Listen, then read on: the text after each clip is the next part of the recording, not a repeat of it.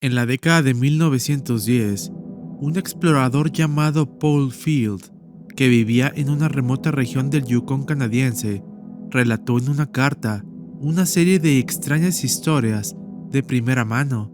Eran relatos que había escuchado directamente de indígenas, tramperos y viajeros endurecidos por el clima del norte. Todos coincidían en lo mismo: había criaturas imposibles que habitaban lo más profundo de las regiones salvajes de Canadá y Alaska, describiendo a criaturas perturbadoras que bien podrían ser bestias que sobrevivieron aisladas, hasta criaturas tan extrañas y letales que parecieran haber salido de una pesadilla. Este caso sería conocido como las extrañas criaturas de Paul Field.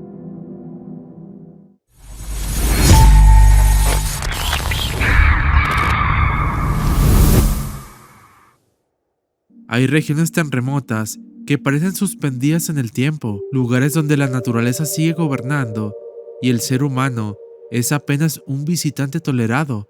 Una de estas regiones es el Yukon canadiense, un territorio donde el invierno es brutal, los ríos permanecen congelados durante buena parte del año y las montañas se levantan como murallas de piedra.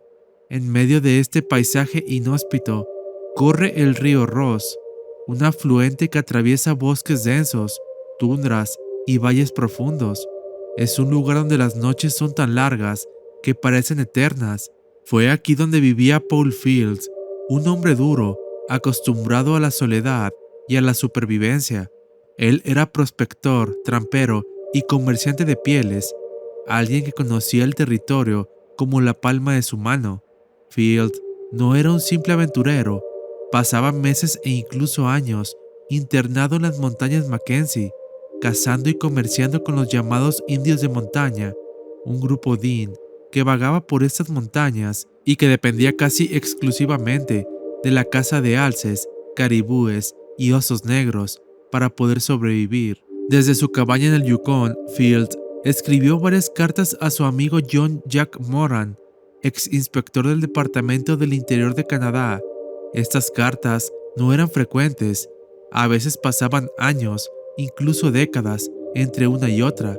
Sin embargo, en ellas relataba con detalle sus experiencias, pero fue una carta escrita el 8 de febrero de 1913, cuando Paul Field reveló algo realmente extraño, ya que en estas tierras no solo se hablaba de cacerías y hechicería, sino de criaturas imposibles y perturbadoras que los indígenas aseguraban que aún habitaban las montañas.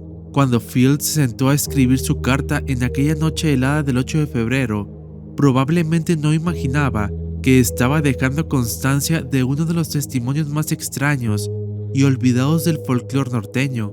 En este documento destacaba criaturas de un tamaño descomunal que se asemejaban a los mamuts. Según Field, los Dean contaban historias de animales enormes y algunos de ellos afirmaban haberlos vistos con sus propios ojos.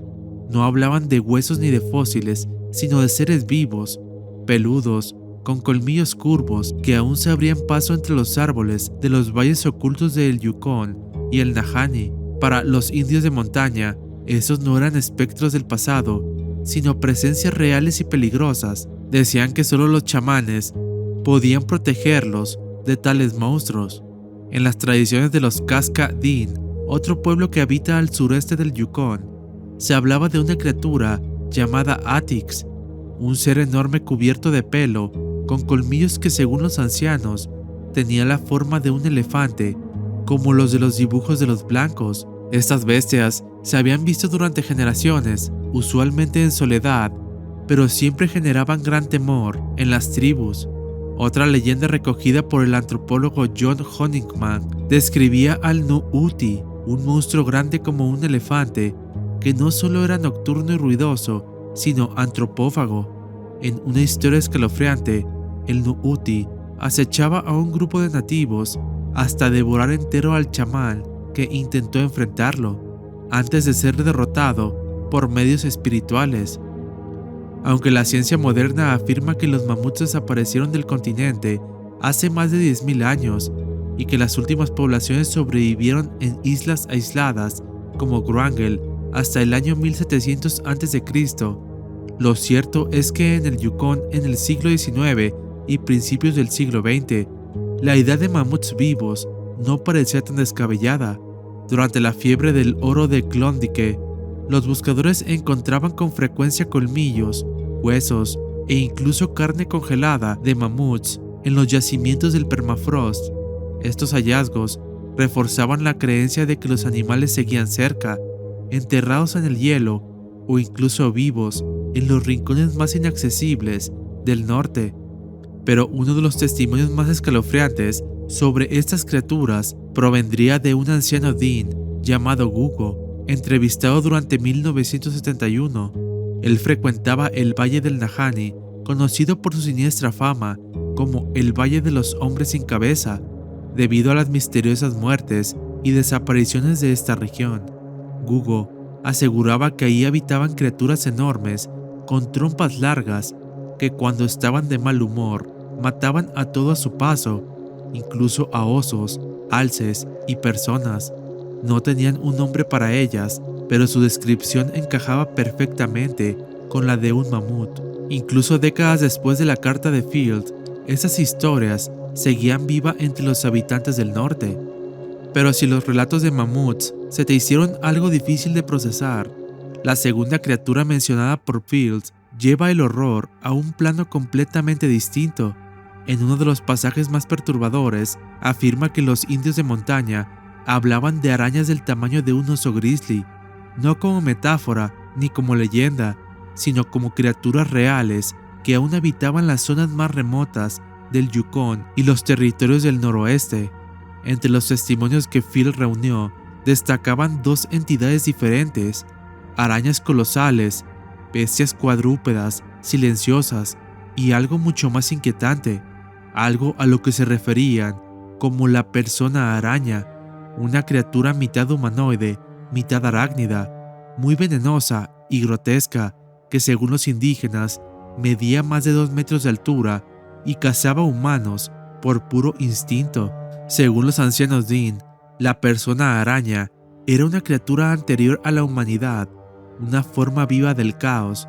Su parte superior podía parecer vagamente humana, una silueta alta, encorvada, cubierta de un pelo blanco espeso y sucio, pero de la cintura para abajo, su cuerpo se transformaba en algo completamente diferente, un segmento bulboso, oscuro y cubierto de vello, del cual emergían varias patas articuladas y delgadas, similares a la de una araña gigante. Estas patas no solo servían para desplazarse, sino también para colgarse de los árboles, trepar acantilados o envolver a sus presas con una fuerza sobrehumana. Los testigos aseguraban que aquellas extremidades no eran torpes ni animalescas, sino que se movían con precisión quirúrgica. Su parte superior era igual de perturbadora. Los brazos eran largos, desproporcionados y terminaban en manos semihumanas, deformes, con garras negras y curvadas y tan afiladas como las de un halcón. Tenía un torso delgado, rígido y una cabeza grande y ovalada, con un rostro con ojos múltiples distribuidos irregularmente, y tenía una mandíbula que se abría en 4 secciones, de donde colgaban restos de carne endurecida. Se decía que el veneno de esta criatura era una de sus armas más temidas, ya que bastaba un rasguño para provocar una parálisis inmediata. A diferencia de otros depredadores, no mataba al instante, sino que dejaba a sus víctimas vivas, completamente inmóviles, mientras las envolvía en gruesos capullos de seda para devorarlos lentamente, drenándoles la sangre y los fluidos, hasta dejarlos secos como una hoja. Uno de los relatos más inquietantes, transmitidos por los Dean, hablaba de 5 cazadores experimentados que partieron hacia una montaña del norte en busca de un caribú. Era una zona cubierta de niebla, grietas profundas y bosques donde la luz del sol apenas tocaba el suelo. Era una región que los ancianos evitaban, aunque no decían por qué. 3 días después de su partida, uno de los hombres regresó solo. Caminaba tambaleante, lleno de heridas punzantes, Tenía la piel cubierta de marcas oscuras, los ojos enrojecidos y no podía hablar con claridad, solo murmuraba lo mismo una y otra vez, diciendo que algo los envolvió, algo con manos. Este hombre moriría 2 días más tarde, con una infección que ningún curandero pudo detener. Su cuerpo se ennegreció desde adentro, como si su sangre se hubiera podrido.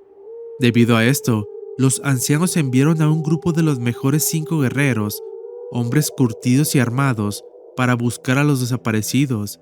Al adentrarse en la montaña, se encontrarían con algo realmente perturbador, ya que en una grieta cubierta por raíces y musgo, descubrieron un capullo de seda del tamaño de una persona, la cual estaba colgada entre 2 árboles. Al abrirlo, vieron que uno de los cazadores estaba ahí dentro, seco, demacrado, reducido solo a piel pegada al hueso, con la boca abierta y un gesto congelado de terror absoluto. Este no tenía ojos y su piel estaba tensa, como la de una momia. No encontrarían los otros cuerpos, solo más seda colgando en las ramas más altas, así como un olor ácido a carne húmeda y putrefacta. Por otro lado, los indios de montaña también hablaban de criaturas cuadrúpedas, puramente animales, que describían como tarántulas gigantes cubiertas de un pelo oscuro, de movimientos veloces y del tamaño de un oso. Estas criaturas supuestamente vivían en cuevas, entre rocas o bajo la tierra. Se decía que cazaban por la noche, emboscando animales grandes como alces o caribúes. Una sola mordida bastaba para matar a una bestia de más de 300 kilos. Los indígenas afirmaban haber encontrado en más de una ocasión cadáveres intactos de alces o lobos con la mordedura de esta araña. El veneno de esas tarántulas era tan potente que detenía el corazón de un oso en minutos, sin ruido y sin lucha. Field no escribió esta carta con ironía, ya que lo que narró fue algo que los indígenas le contaron como advertencia.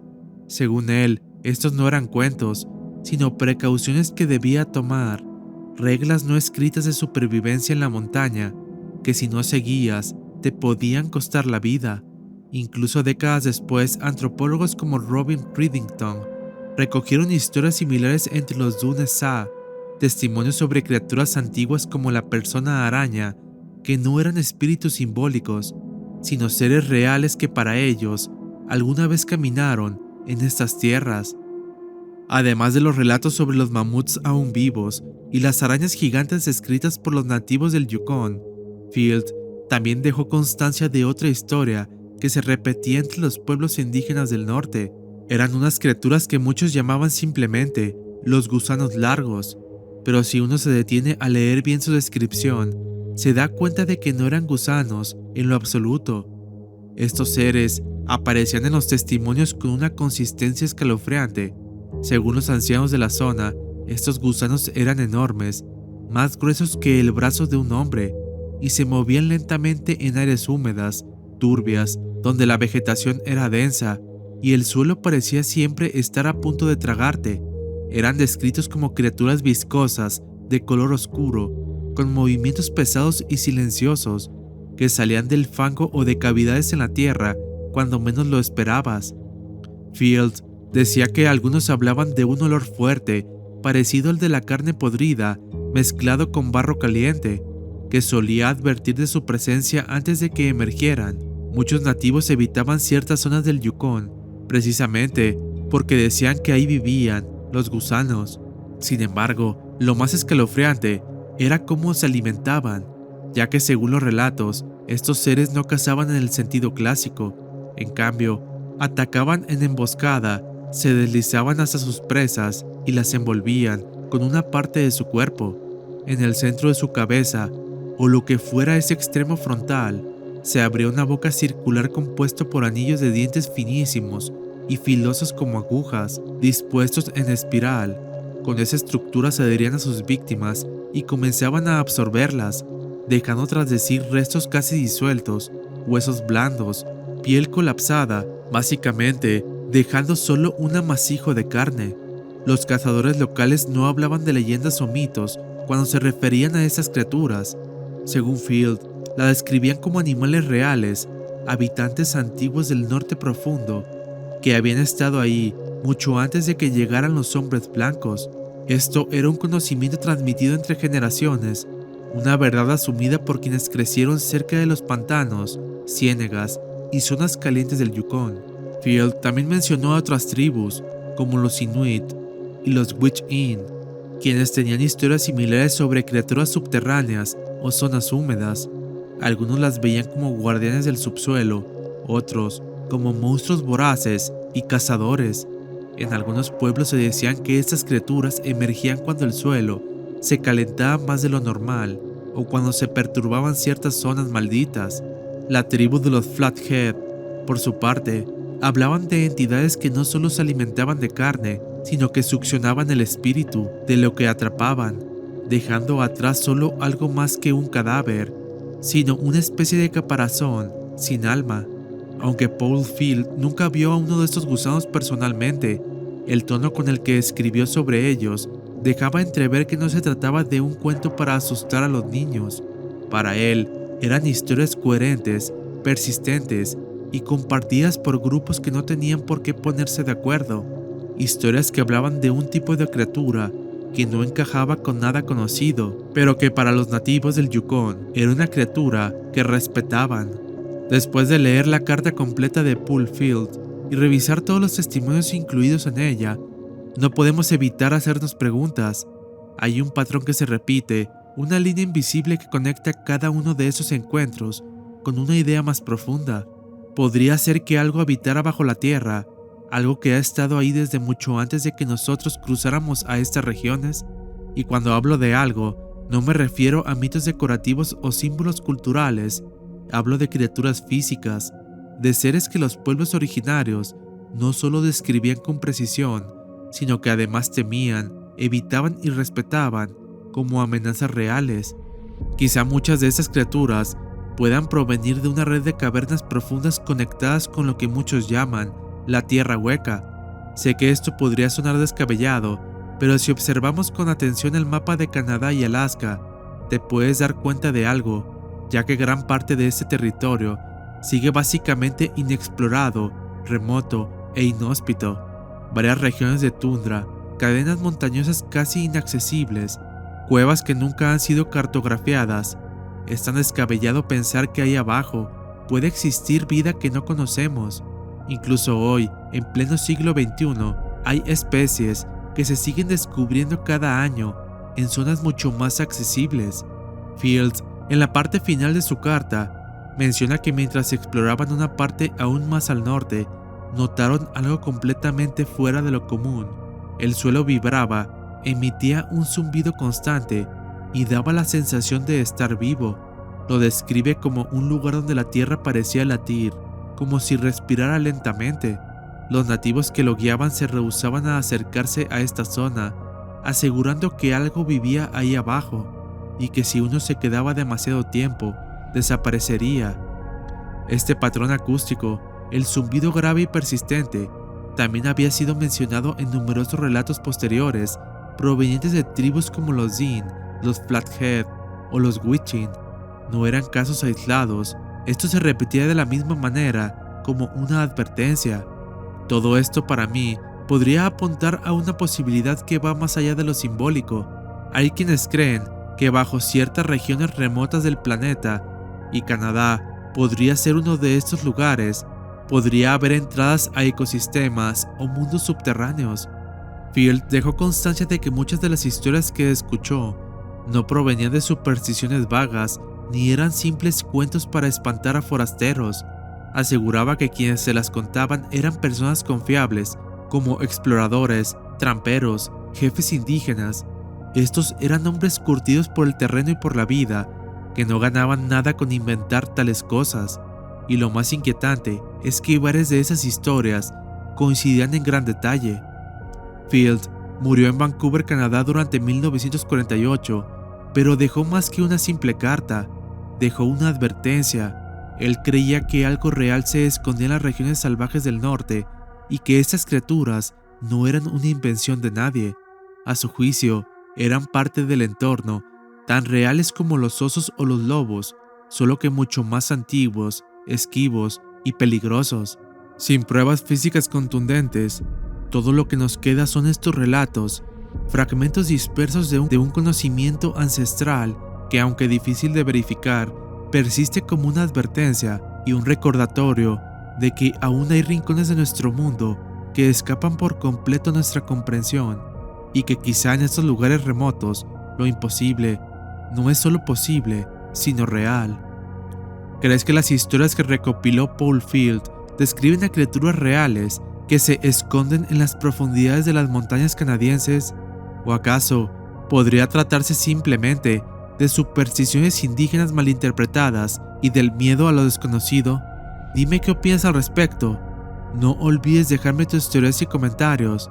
Al final del día eres tú quien tiene la última palabra. En esta ocasión, quiero enviar un saludo a los miembros del canal, a Oscar Herrera, a Olos Enigma y Magia, a Evil, a Paracelso, a Robson Mirashwar y a The Shadow. Recuerda que tú también te puedes unir y apoyar mi trabajo obteniendo una suscripción del canal. Si quieres que hable de un tema en especial o quieres que te envíe un saludo en los próximos videos, no olvides hacérmelo saber en los comentarios. Si has llegado hasta aquí, te agradezco por ver este video. Si te gustó, dale like y compártelo con tus amigos. No olvides suscribirte al canal para así no perderte el nuevo contenido cada semana. Nos vemos en el próximo video.